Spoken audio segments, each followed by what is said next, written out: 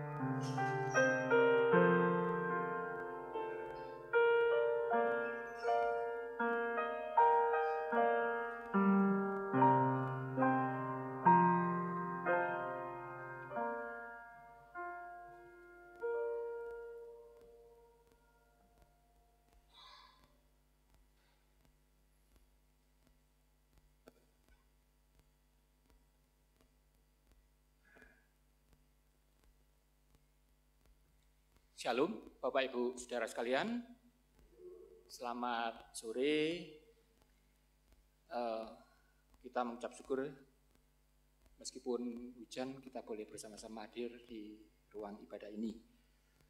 Perkenankan kami atas nama Majelis Jemaat menyampaikan selamat mengikuti ibadah hari Minggu yaitu tanggal 19 Februari 2023 yang merupakan Minggu Transfigurasi. Kami juga mengucapkan selamat datang, selamat beribadah untuk Bapak Ibu Saudara yang baru pertama kali mengikuti ibadah di GKJ Jemaat Malang. Harapan kami pada minggu-minggu yang akan datang kita boleh bersama-sama membangun ibadah.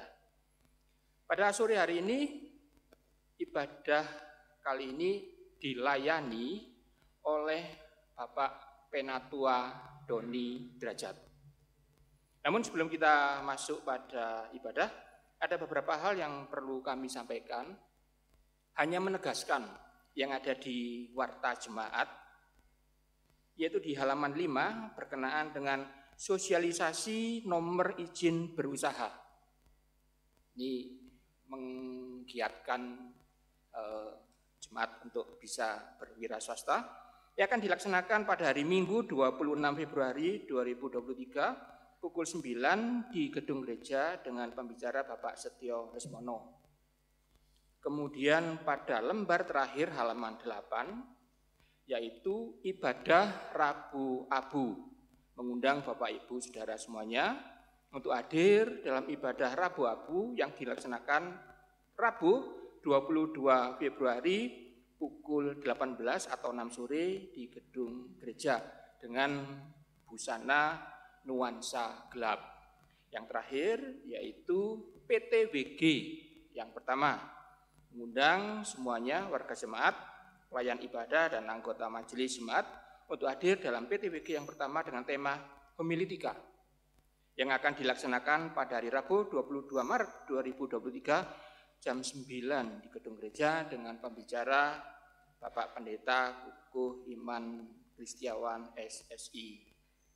Bapak Ibu Saudara, untuk menjaga kekhidmatan dalam beribadah, mohon perkenan Bapak Ibu Saudara yang membawa HP untuk sementara dapat mematikan atau di dalam mode pesawat atau silent.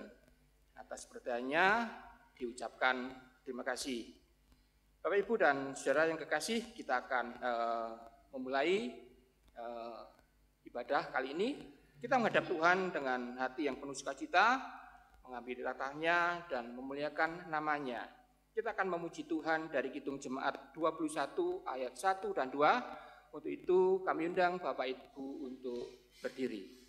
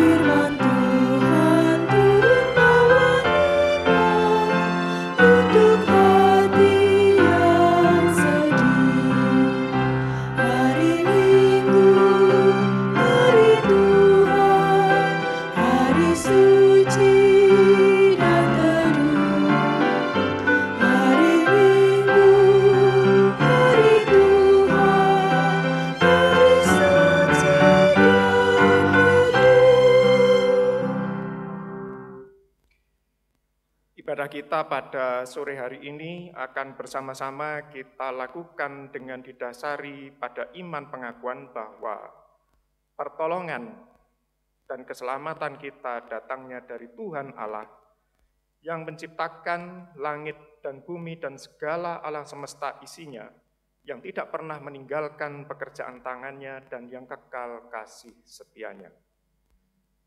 Salam damai dan sejahtera dari Allah Bapa kita dan dari Tuhan Yesus Kristus menyertai kita. Amin. Jemaat dipersilahkan duduk.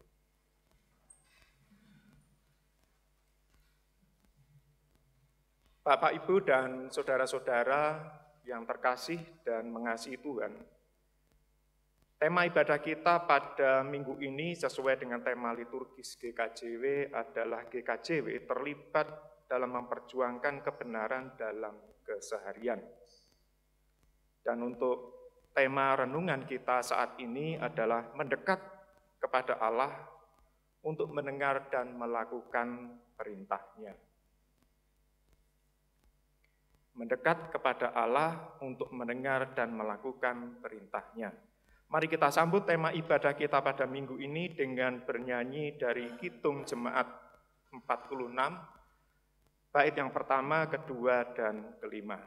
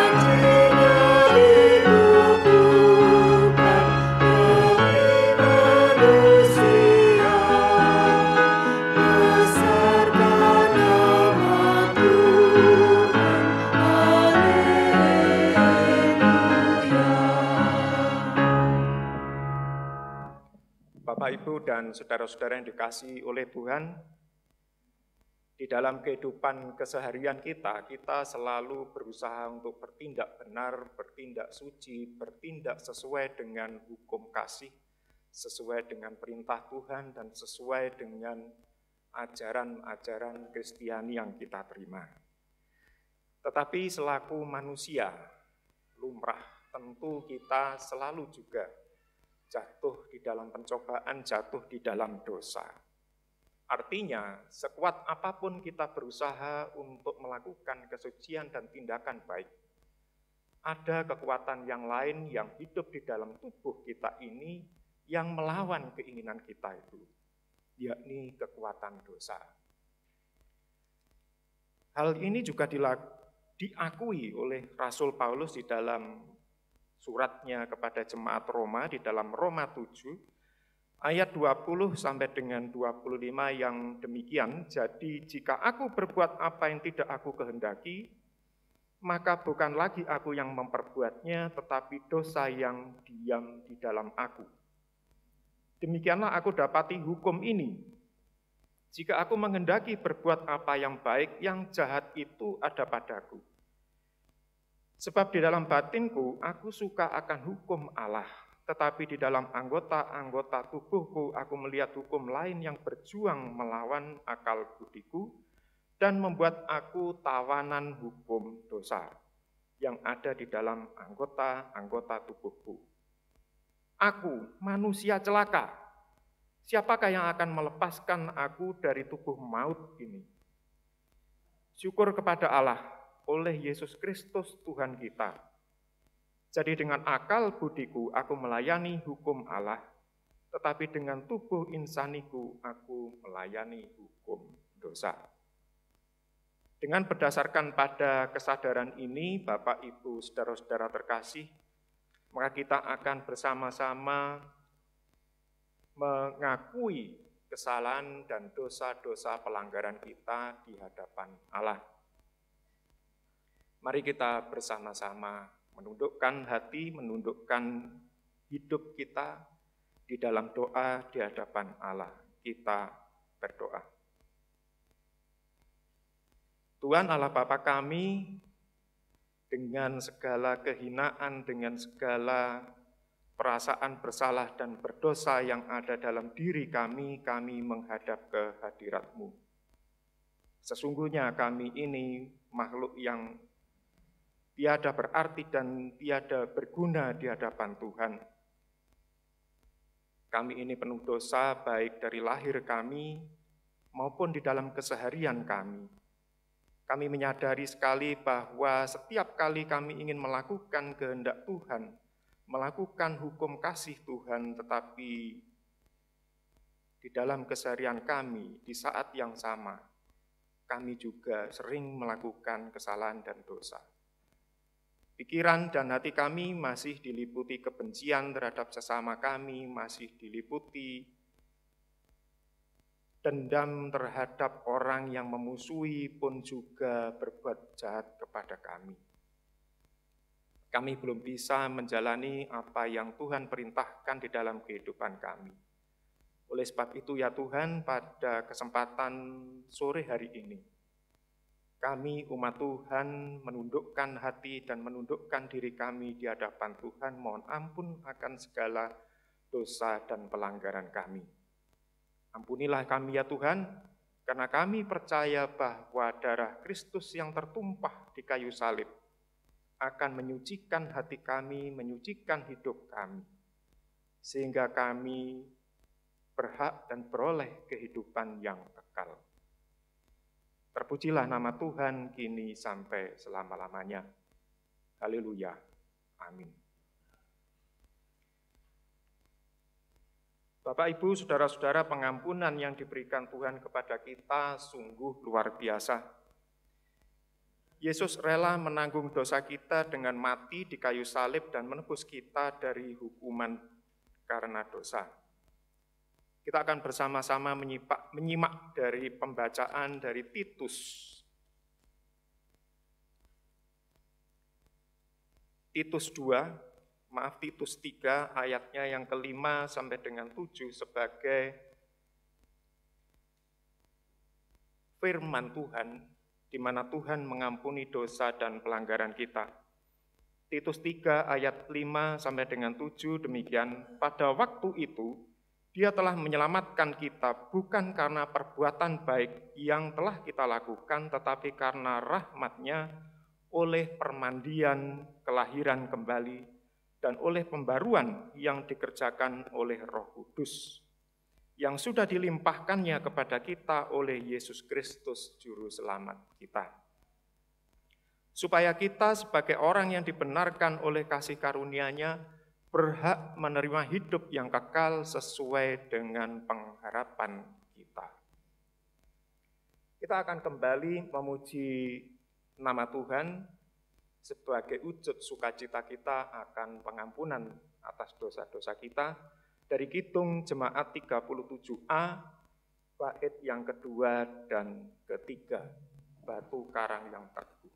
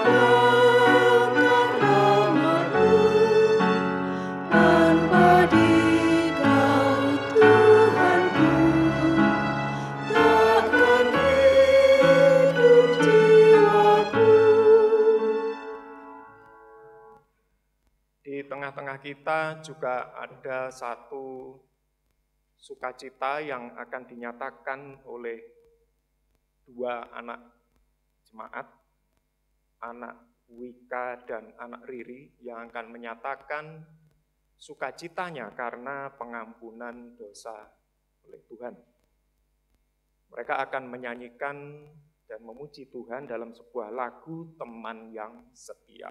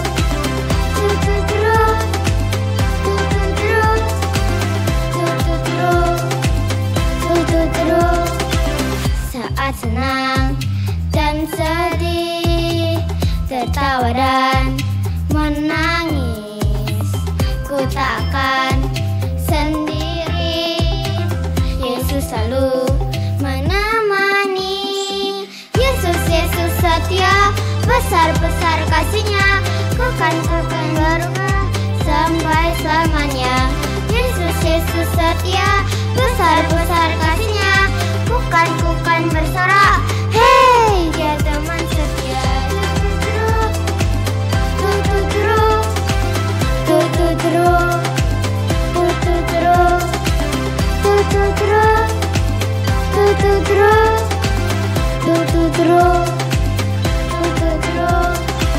Berjalanku berlari, ku berdiam, ku menari. Yesus selalu di hati, Dia teman setia. Ku berjalan, ku berlari, ku berdiam, ku menari. Yesus selalu di hati, Dia teman setia.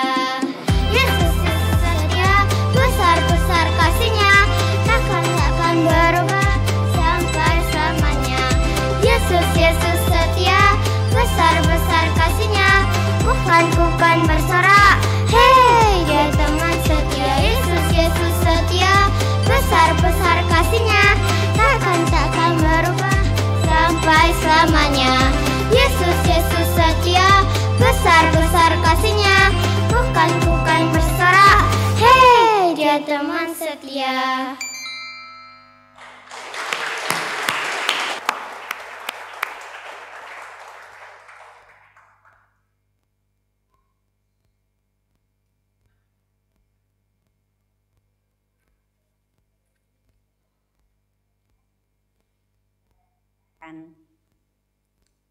Mendengarkan dan membaca firman Tuhan.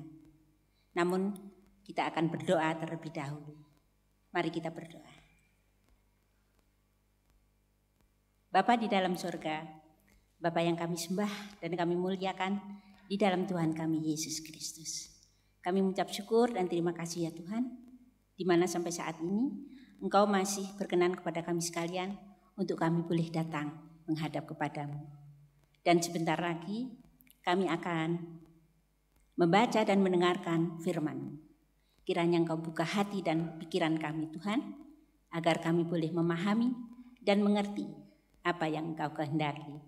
Kami juga berdoa untuk Bapak Penatua Doni Derajat yang akan menyampaikan firman-Mu. Kiranya Engkau urapi dengan roh hikmat-Mu Tuhan, agar apapun yang disampaikan kepada kami boleh menjadi berkat di dalam kehidupan kami hari lepas hari. Berfirmanlah Tuhan, kami mendengarkan. Amin. Bapak Ibu yang terkasih dalam Tuhan, bacaan kita pada sore hari ini untuk bacaan pertama terambil dari Kitab Keluaran pasal 24 ayatnya yang ke-12 sampai 18. Keluaran pasal 24 ayatnya yang ke-12 sampai 18. Demikian firman Tuhan. Musa di Gunung Sinai. Tuhan berfirman kepada Musa, "Naiklah menghadap aku ke atas gunung dan tinggallah di sana. Maka aku akan memberikan kepadamu loh batu, yakni hukum dan perintah yang telah kutuliskan untuk diajarkan kepada mereka." Lalu bangunlah Musa dengan Yosua, abdinya. Maka naiklah Musa ke atas gunung Allah itu. Tetapi kepada para tua-tua itu ia berkata, "Tinggallah di sini menunggu kami, sampai kami kembali lagi kepadamu. Bukankah Harun dan Hur ada bersama-sama dengan kamu? Siapa yang ada perkaranya datanglah kepada mereka." Maka Musa mendaki gunung dan awan itu menutupinya.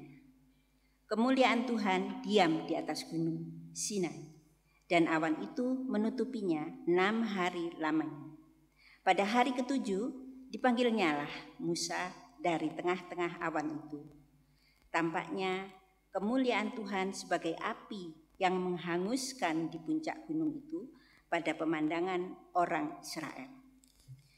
Masuklah Musa ke tengah-tengah awan itu dengan mendaki gunung itu. Lalu tinggallah ia di atas gunung itu 40 hari dan 40 malam lamanya. Demikian.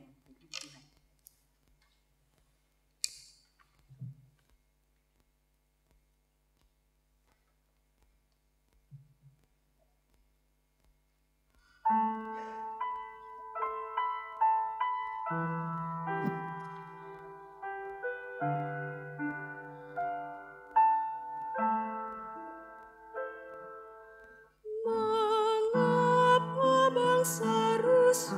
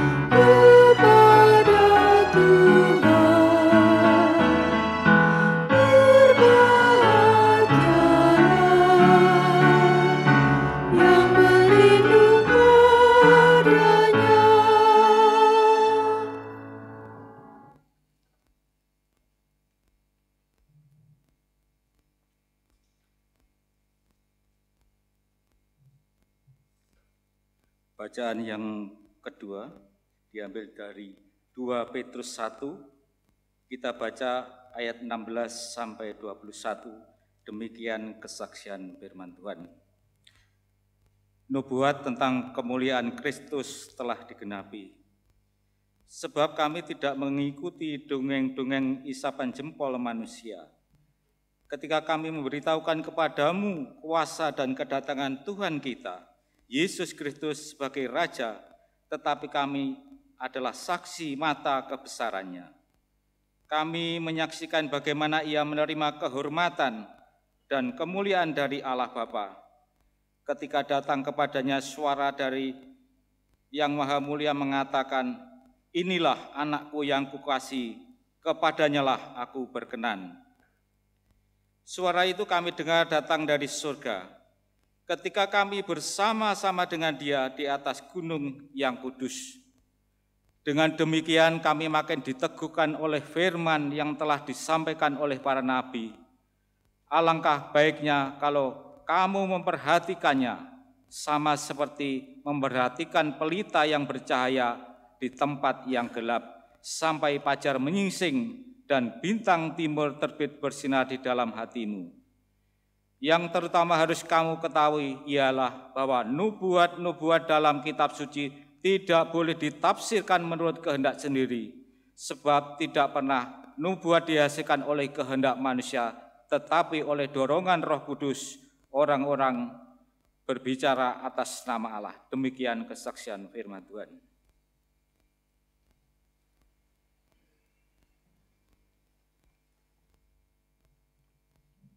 Bapak Ibu yang dikasihi oleh Tuhan, kita menyanyikan dari Kidung Jemaat 56 ayatnya yang pertama.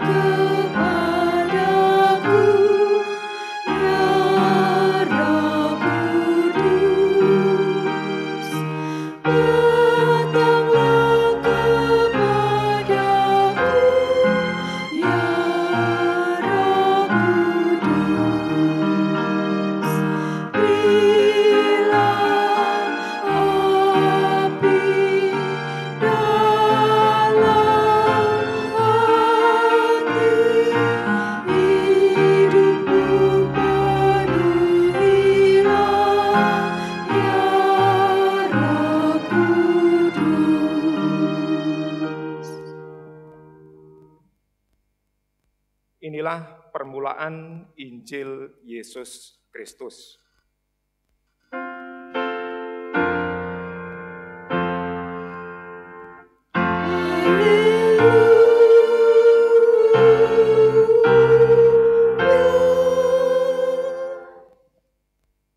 Matius 17 ayatnya yang pertama sampai dengan yang ke-9.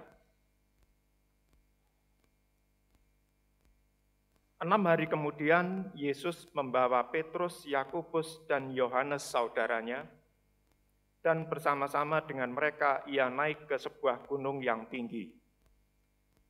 Di situ mereka sendiri saja. Lalu Yesus berubah rupa di depan mata mereka, wajahnya bercahaya seperti matahari dan pakaiannya menjadi putih bersinar seperti terang. Maka nampak kepada mereka Musa dan Elia sedang berbicara dengan dia. Kata Petrus kepada Yesus, "Tuhan, betapa bahagianya kami berada di tempat ini. Jika Engkau mau, biarlah aku dirikan di sini 3 kemah. 1 untuk Engkau, 1 untuk Musa, dan 1 untuk Elia." Dan tiba-tiba sedang ia berkata-kata, turunlah awan yang terang menaungi mereka, dan dari dalam awan itu terdengar suara yang berkata, "Inilah anak yang kukasihi, kepadanyalah aku berkenan, dengarkanlah dia." Mendengar itu tersungkurlah murid-muridnya dan mereka sangat ketakutan. Lalu Yesus datang kepada mereka dan menyentuh mereka sambil berkata, "Berdirilah, jangan takut."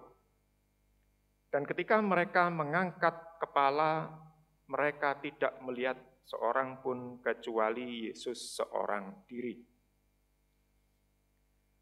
Pada waktu mereka turun dari gunung itu, Yesus berpesan kepada mereka, "Jangan kamu ceritakan penglihatan itu kepada seorang pun sebelum Anak Manusia dibangkitkan dari antara orang mati." Yang berbahagia adalah kita yang memelihara dalam hati setiap firman Tuhan dan melakukannya dalam kehidupan sehari-hari. Amin.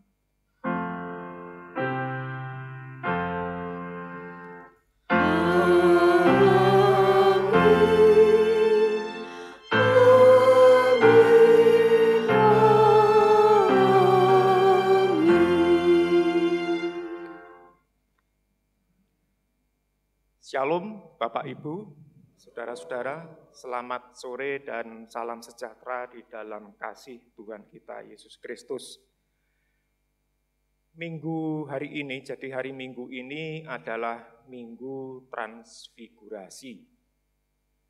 Dan tadi saya ditanya oleh Bu Cahyani Mubi, Minggu Transfigurasi itu apa? Loh, kalau saya terangkan sekarang, tidak jadi kalau gitu firmannya.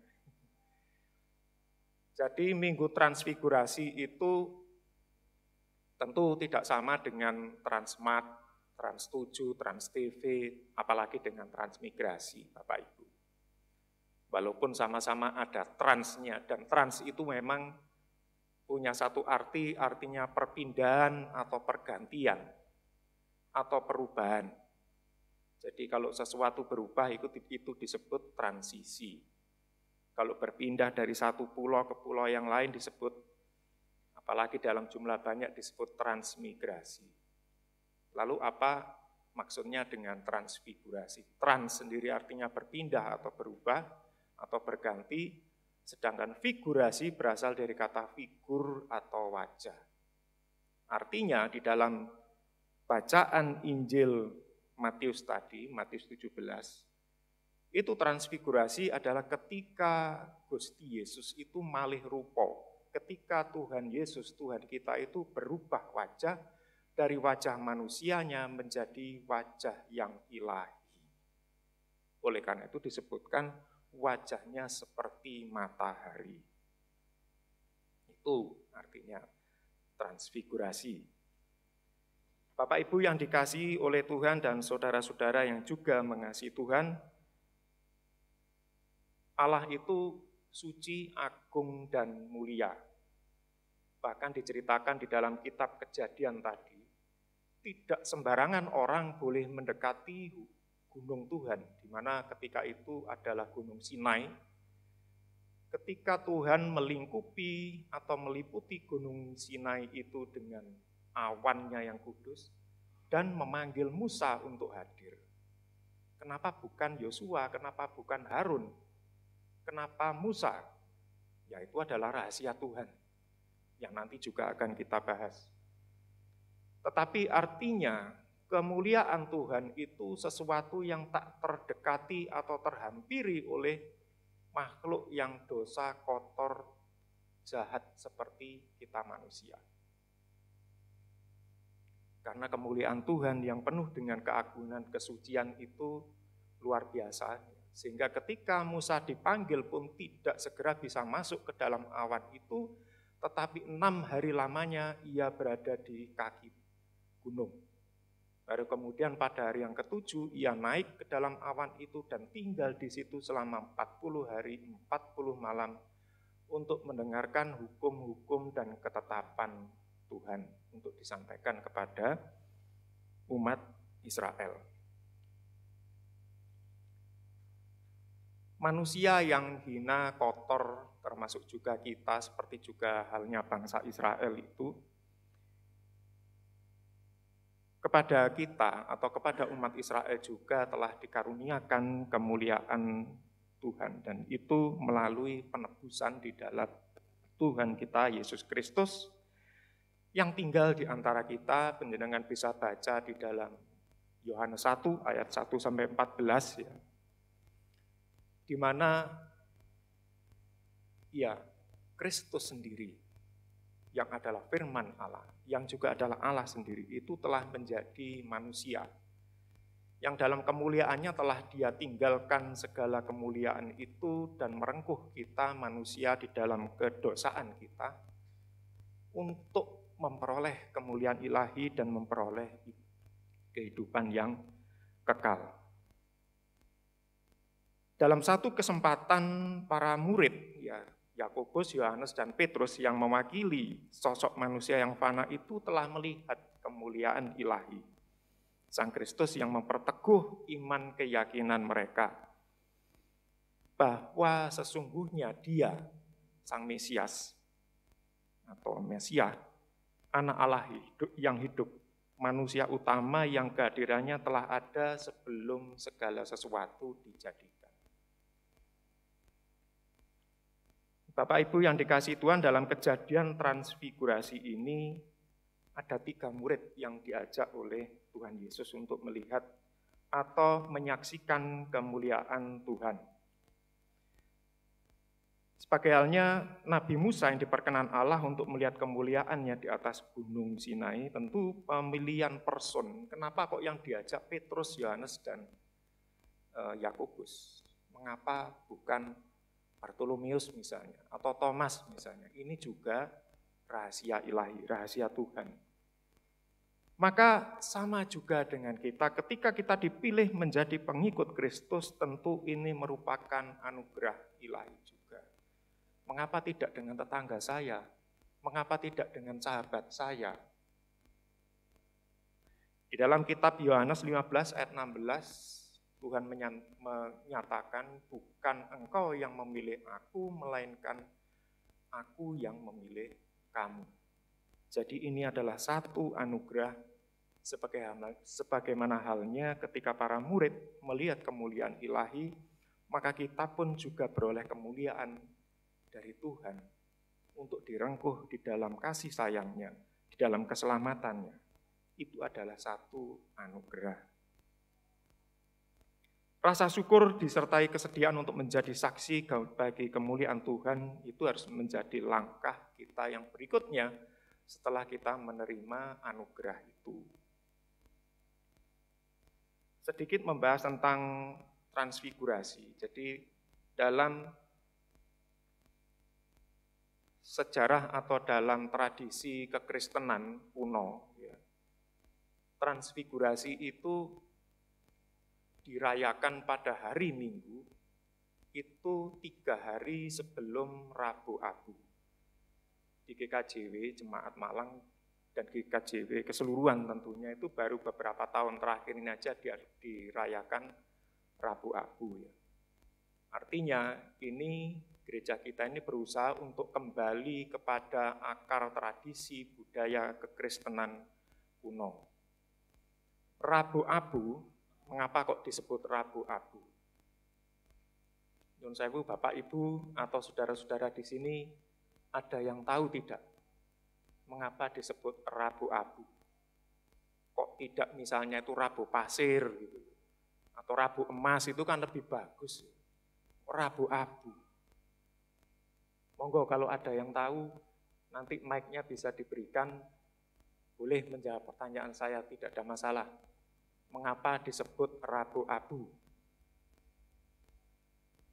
Bapak Ibu majelis? Rabu Abu. Jadi ini berawal dari sejarah panjang umat Israel. Kalau Bapak Ibu baca di dalam kitab Perjanjian Lama, misalnya di kitab Samuel, kemudian juga Esther, ketika bangsa Israel atau umat Israel ini menyesali dosa-dosa dan pelanggarannya, maka mereka menaburkan abu di atas kepala mereka, mengoyak bajunya, dan berganti dengan baju perkabungan. Bukan karena ada yang meninggal, tetapi karena mereka bertobat, karena mereka menyesali dosa-dosa dan pelanggarannya. Jadi ini berakar sangat dalam kepada tradisi budaya Israel kuno, di mana abu itu menyimbolkan penyesalan, menyimbolkan pertobatan. Penyesalan akan dosa-dosa dan pelanggarannya. Oleh sebab itu, maka pada hari Rabu Abu itu nanti akan ada simbolisasi abu itu dalam bentuk penorean di atas dahi. Dan kalau itu sudah dilaksanakan oleh Gereja Katolik Roma itu ratusan tahun, Bapak Ibu. Jadi kita berusaha untuk kembali kepada akar tradisi kekristenan mula-mula. Nah, Rabu Abu itu sendiri 40 hari sebelum Jumat Agung atau sebelum penyaliban Kristus. Ditambah 4 hari Minggu, jadi totalnya menjadi 44 hari. Jenengan nanti bisa lihat di kalender, dihitung 44 hari sesudah tanggal 22 Februari Rabu nanti akan jatuh di tanggal 7 April yaitu Jumat Agung. Nah, dan dalam masa 40 hari plus 4 hari Minggu tadi, kalau di Gereja Katolik Roma atau teman-teman kita yang beragama Katolik itu mereka melakukan apa yang disebut berpantang. Atau bahkan juga ada yang berpuasa. Nah sama, berpantang atau berpuasa ini juga simbolisasi dari keinginan untuk bertobat, untuk memohon pengampunan kepada Tuhan dan menyesali segala dosa-dosa dan pelanggaran. Nah, ya apakah kita harus berpuasa?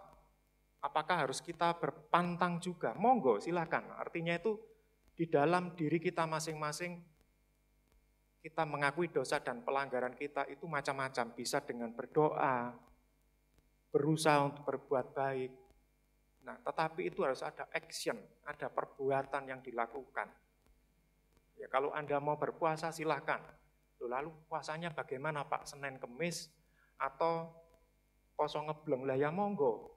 Bagaimana Anda sanggup menjalankannya? Karena yang melihat penyesalan pertobatan jauh ke dalam hati itu adalah Tuhan.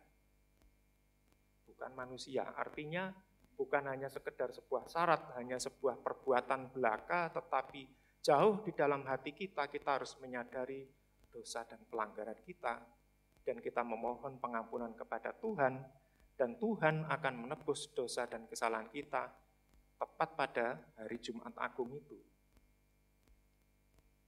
Tanggal 7 April nanti.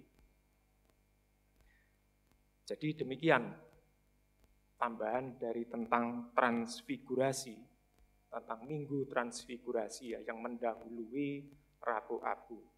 Jadi nanti rangkaiannya Rabu Abu, kemudian Kamis Putih semalam sebelumnya, karena Kamis Putih itu adalah sama dengan Kamis Suci, ketika Tuhan Yesus mengadakan perjamuan terakhir, dan ketika menurut kitab Yohanes, itu Kristus membasuh atau mencuci kaki para murid semalam atau sehari sebelum penyaliban.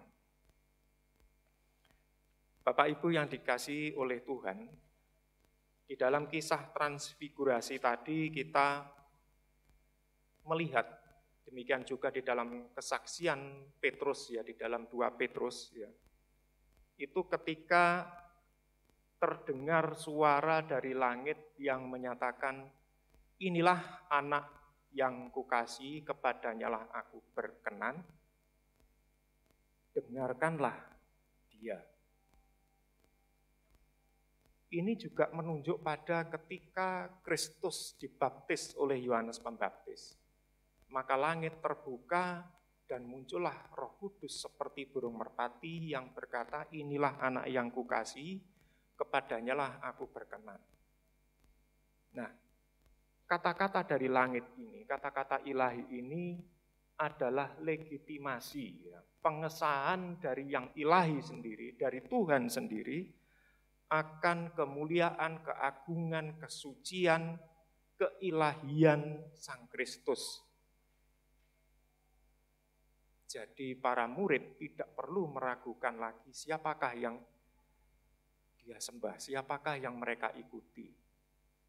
Transfigurasi sendiri ketika panjenengan membaca kitab Matius tadi ya, ayat yang pertama, 6 hari kemudian Yesus membawa Petrus, Yakobus, dan Yohanes saudaranya dan bersama-sama dengan mereka ia naik ke sebuah gunung yang tinggi. Di situ mereka sendiri saja. Artinya 6 hari sesudah apa? Di dalam kitab Lukas dan Matius disebutkan, kitab Lukas dan Markus disebutkan 8 hari. Ya, 8 hari. Di sini disebut 6 hari.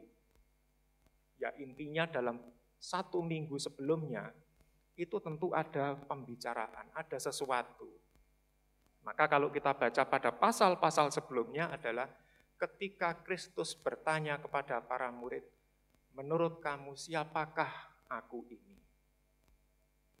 Ada yang menyebut Elia, ada yang menyebut Musa, tetapi pengakuan Petrus itu jujur mengatakan, engkaulah Mesias, anak Allah yang hidup.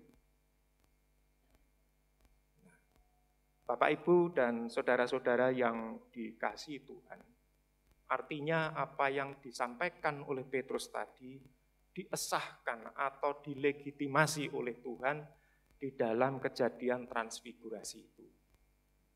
Bahwa apa yang dikatakan oleh Petrus itu ya dan amin, sungguh dan benar. Maka kita selaku umat Tuhan juga tentu tidak perlu meragukan lagi. Siapa yang kita ikuti? Siapa yang kita percayai? Benarkah dia Mesias? Legitimasinya sudah langsung turun dari langit.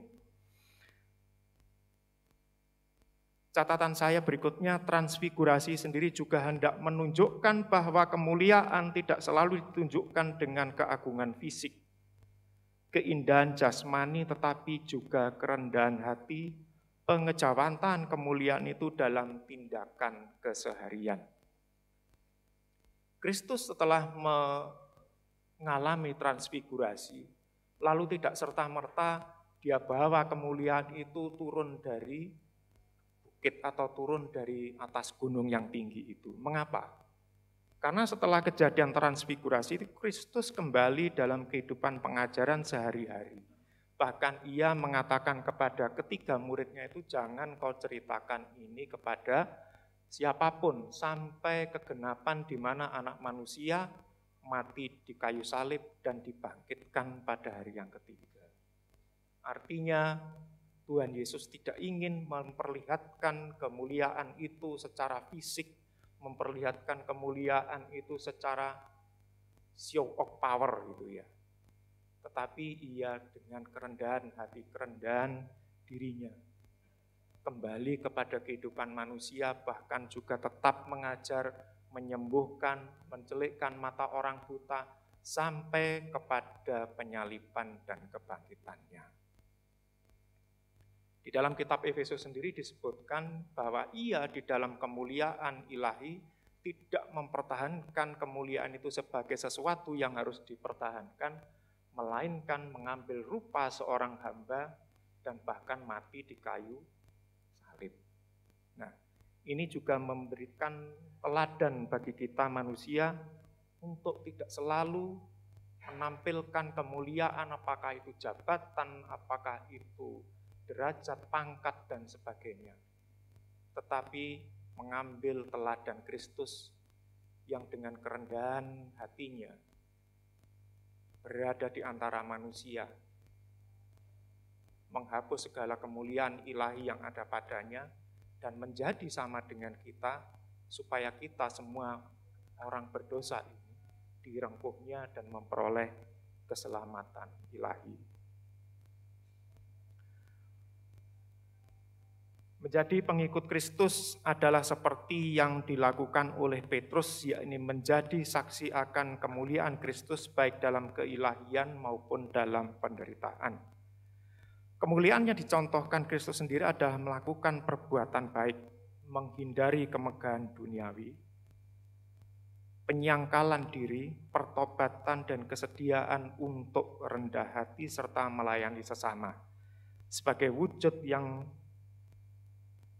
dilakukan oleh Petrus dan para murid Kristus lainnya. Selamat menyambut Rabu Abu, selamat memasuki masa Prapaskah, damai, sejahtera, dan kemuliaan ilahi menyertai kita semua. Amin.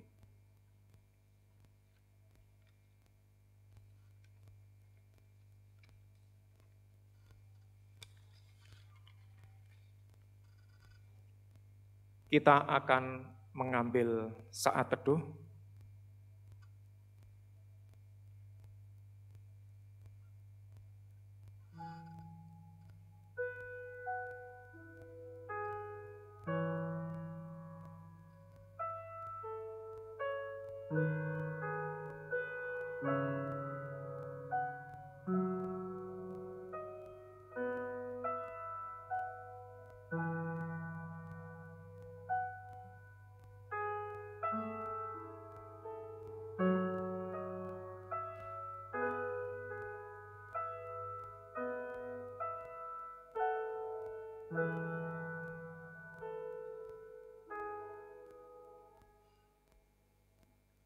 Mari kita muliakan nama Tuhan dengan bernyanyi dari Kidung Jemaat 401, baitnya yang pertama.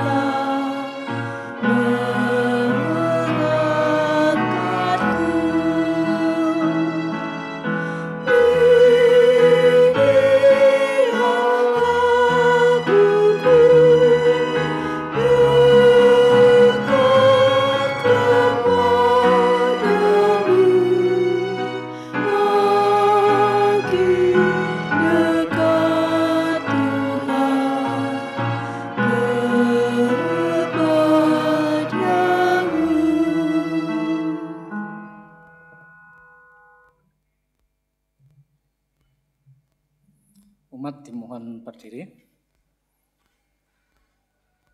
Bersama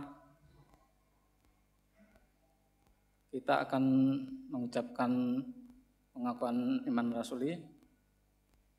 Kita akan mengucapkan bersama-sama. Aku percaya kepada Allah Bapa yang Maha Kuasa, Khalik langit dan bumi, dan kepada Yesus Kristus, Anak yang tunggal Tuhan kita, yang dikandung daripada Roh Kudus, lahir dari anak darah Maria, yang menderita di bawah pemerintahan Pontius Pilatus, disalibkan, mati dan dikuburkan, turun ke dalam kerajaan maut. Pada hari yang ketiga, bangkit pula dari antara orang mati, naik ke surga, duduk di sebelah kanan Allah Bapa yang Maha Kuasa, dan akan datang dari sana untuk menghakimi orang yang hidup dan yang mati.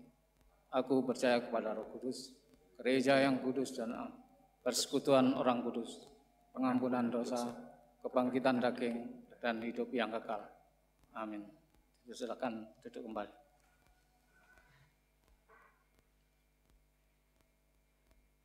Bapak, Ibu, dan saudara-saudara yang dikasihi oleh Tuhan, kita akan masuk di dalam doa syafaat. Kita akan mendoakan bangsa dan negara kita yang akan memasuki tahun politik 2024. Kita juga berdoa untuk sesama kita, untuk bencana besar yang terjadi juga di Turki yang telah menelan korban jiwa belasan atau bahkan puluhan ribu orang. Kemudian kita juga akan berdoa untuk anak-anak Tuhan di gereja kita yang ada dalam kelemahan fisik. Kita berdoa juga untuk setiap kegiatan yang ada di komisi-komisi, badan-badan pembantu gereja. Kita akan berdoa juga untuk setiap pergumulan kita di dalam doa pribadi. Mari kita bersama-sama berdoa.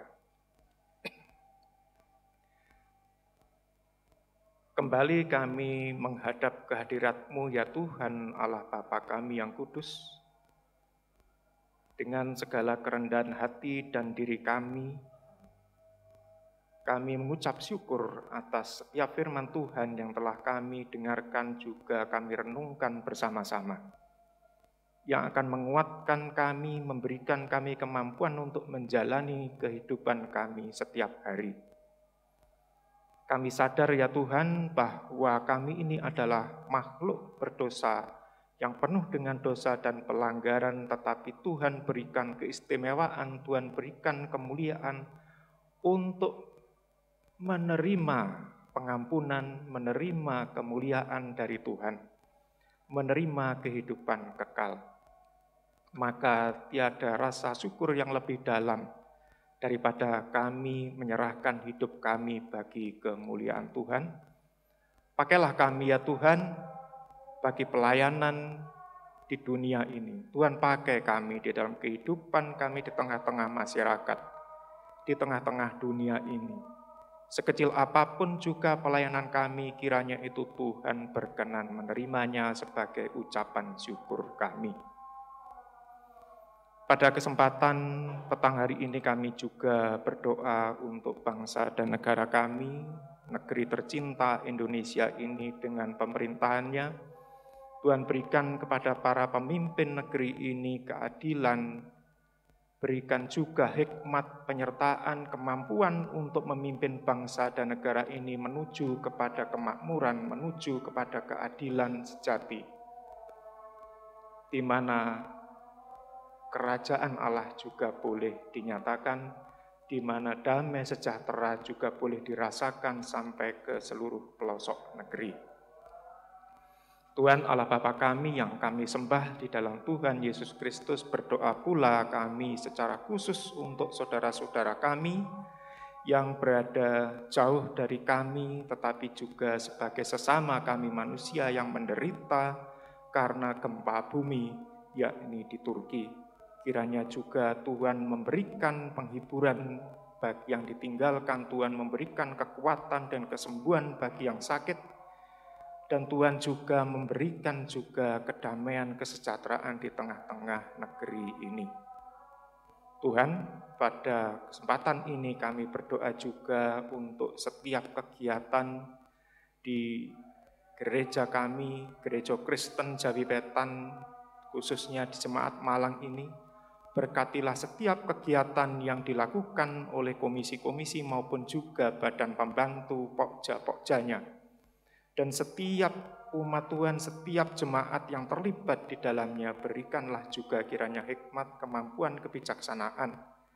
Supaya semuanya itu bukan hanya untuk kemuliaan Tuhan juga, tetapi juga demi turunnya damai sejahtera di tengah-tengah masyarakat dan di tengah gereja kami ini, yang boleh juga dirasakan oleh kami umat Tuhan.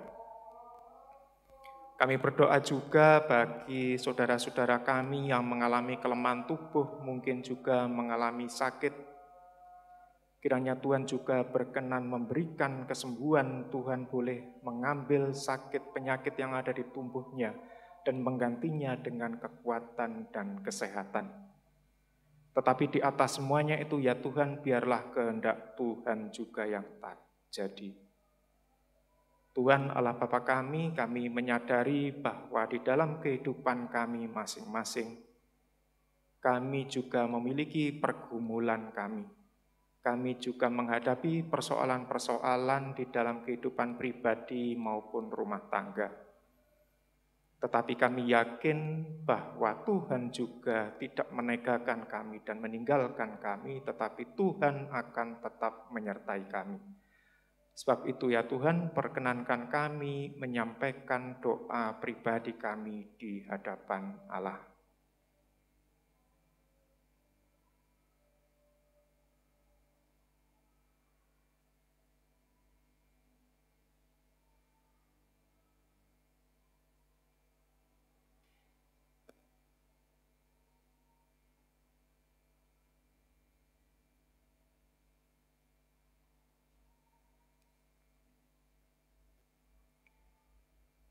Demikian ya Tuhan, doa syafaat kami yang telah kami sampaikan kepadamu dan akan kami akhiri di dalam doa yang telah Tuhan Yesus ajarkan di dalam doa Bapa kami.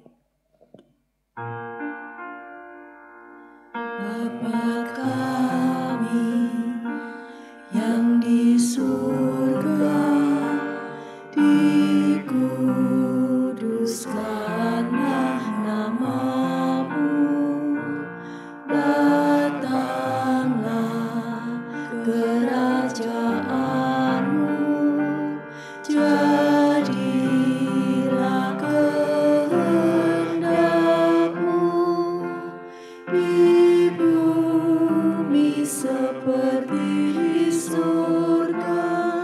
Berikanlah kami pada hari ini makanan kami yang secukupnya, dan ampunilah kami akan kesalahan kami, seperti kami juga mengampuni orang yang bersalah kepada kami, dan janganlah membawa kami ke dalam pencobaan, tetapi lepaskanlah kami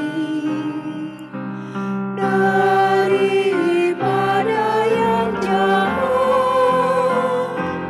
karena Engkau yang mempunyai kerajaan dan kuasa dan kemuliaan sampai selama-lamanya.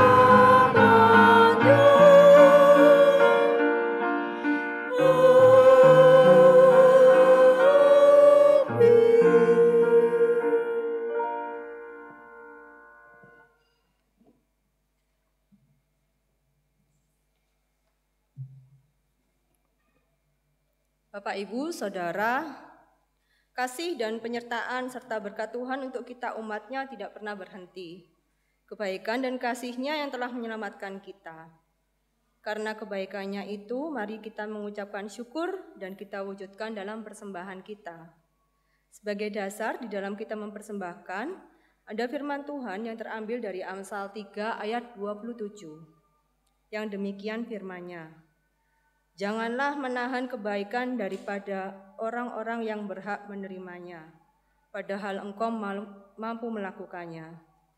Mari saudara-saudara yang terkasih, kita mempersembahkan persembahan yang sudah kita siapkan sambil memuji medley PKJ 216 dan Kidung Jemaat 370.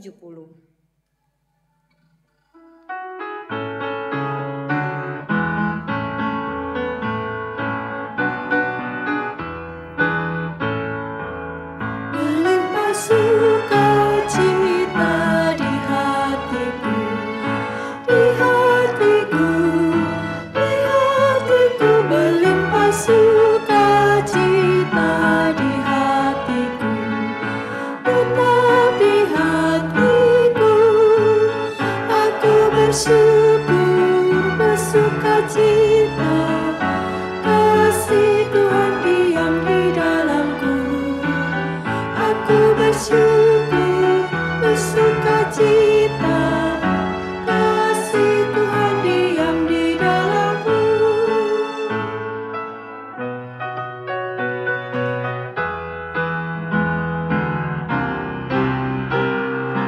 Ku mau berjalan dengan juru selamatku di lembah berbunga dan berair sejuk. Ya, kemana juga aku mau mengikutnya,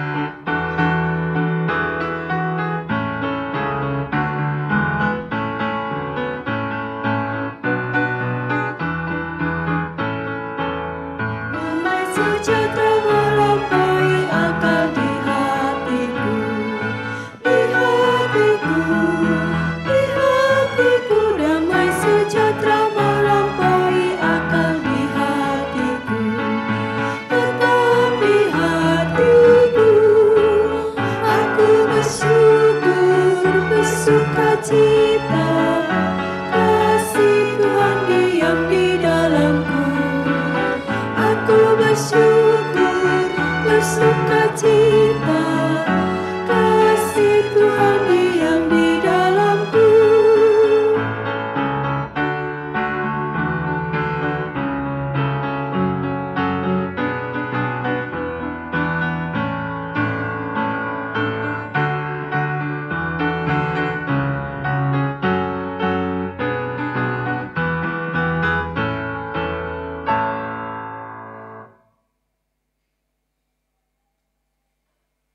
Umat,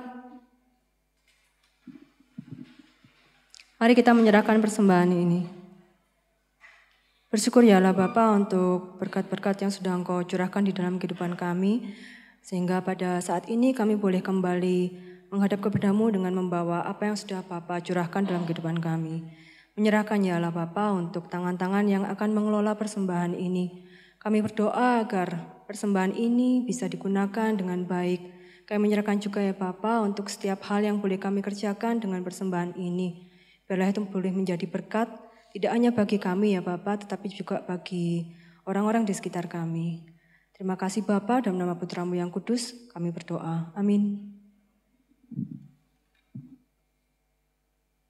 Saudara-saudara yang terkasih, Bapak, Ibu semua, mari kita undur dari hadapan Tuhan dengan damai dan penuh sukacita. Kita akan jalani hidup kita dengan ucapan syukur. Kita akan bernyanyi dari Kidung Jemaat 402, baitnya yang pertama dan ketiga.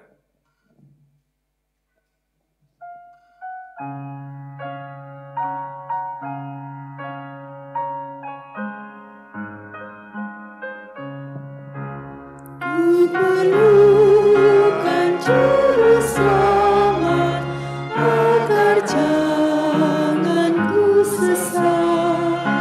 Selalu harus ku rasakan bahwa Tuhanku dekat, maka jiwaku tenang, tak takut dan lengah, bila Tuhanku membimbingku di malamku tentram.